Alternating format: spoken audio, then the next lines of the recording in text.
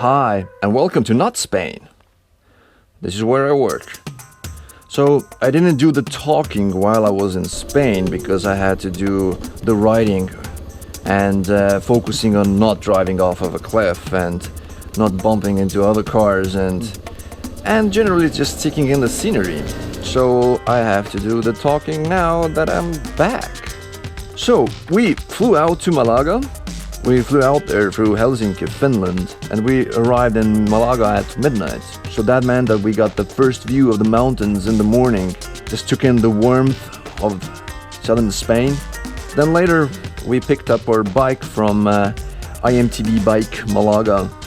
I think the IMTB stands for Iberian Moto Tours bike thingy.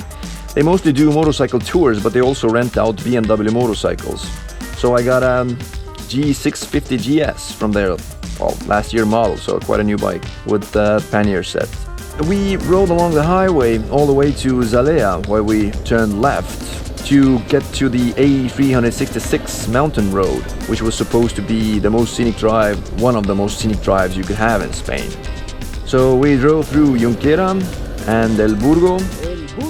We stopped at the Mirador, a little overlook in Natural Park of Sierra de las Nieves, and got some nice view ropes and checked out those two stone dudes hanging out there. Then we passed through the mountains on our way to Ronda, where I expected to see some goats, and sure enough, we saw some goats.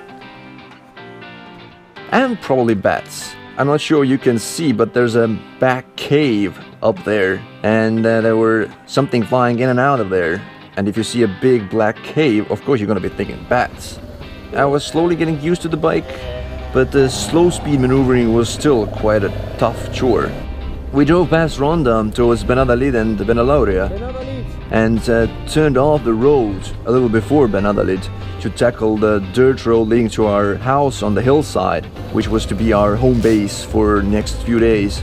And the dirt track ended up being like 4 kilometers of really technical terrain. We got to the absolutely wonderful house overlooking the little town of Cortes de la Frontera and the mountains and the valley down there. And that same evening we rode back once to Ronda to stock up and tank up the bike as well.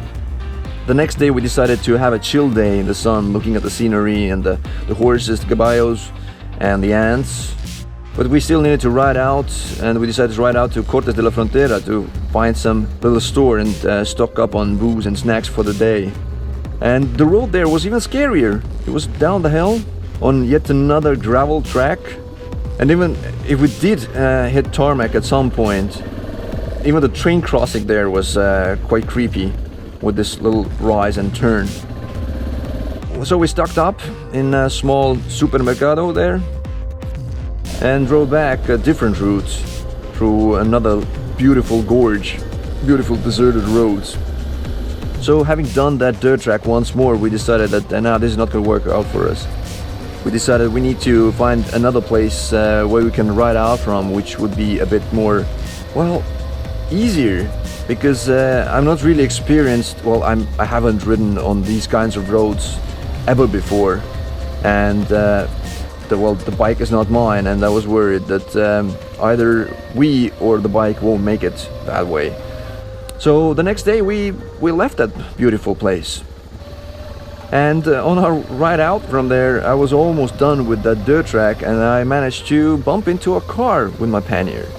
Well, the car was fine, and I thought that the pannier was fine at first as well, but it turned out that those two little hooks on the right side pannier holding on to the lower bar there, those both were broken.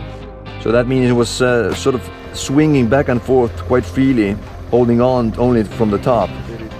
So I had to be really careful riding on. We decided we need to find a gas station that would be better stocked up and find either duct tape or bungee cords or something to fasten the pannier. Well, that meant that I couldn't brake or accelerate too hard, I couldn't bank too hard, which was kind of tough riding on those mountain roads through these gorges again and on those hillsides and those hills that looked as if they had fallen down just yesterday, or at least quite recently. Well, even if that recently being like 10,000 years ago, but it still looked as if it happened just a few weeks back. Kind of creepy. we ended up finding a decent gas station and got some bungee cords to secure the pannier even a little bit. So we got to our new place, next to Zahara de la Sierra, the place called Hacienda El Mirador, next to the city of El Gastor. And it was a really nice and relaxing ride up to it. The next day, we rode out to Zahara de la Sierra to see that castillo up there. Ride to Zahara was nice and uneventful for a change, and riding over the dam, I was trying to come up with some damn good puns, but well, couldn't really think of any. So we got into the city, parked the bike, and climbed all the way up to that little castillo up there, yet again to check out some really nice views and look at that little castle, which was just 4 empty rooms with some bees buzzing around. Then we got some really good seafood paella down there in the city and rode back and had a really chillax day at the pool with some bubbly and some beers and some red wine afterwards, and with vultures circling our heads. And the next day, having drunk all those different kinds of liquors the night before, I had a massive hangover. So around like 7 or 8 o'clock we decided to ride to Ronda to get some food at last. And we managed to land in the middle of some local event with tons of people walking around in some native clothes and partying around. We tried to see the sights real quick and find some food, and we did find some food eventually. And it was getting late, so we needed to ride back really fast because I remembered that I have a tinted visor, or well, mirrored visor that is quite dark actually. So I was trying to beat the sunset and failed at it. I tried to ride with the visor open as well, but there were so many bugs that it didn't feel healthy at all. But we got back, safe and sound. So the final day we decided to take the boring route back, which ended up being still quite exciting. I mean, we went through some cool tunnels,